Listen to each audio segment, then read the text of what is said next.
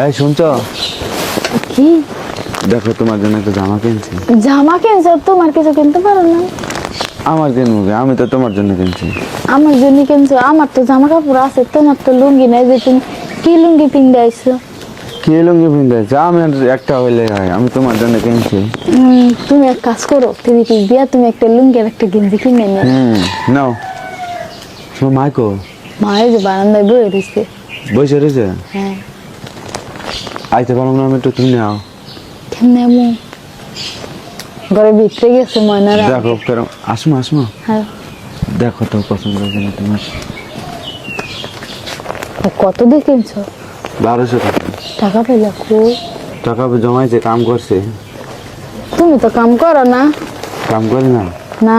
যাই দু একদিন কাম করে টাকা তোমরা রেখে দিই তোমার জন্য। তুমি যে পুরান জামা গায়ে দাও খালি। পুরান জামা গাই দি, বাড়ি ফাদি পুরান জামা গাই দি।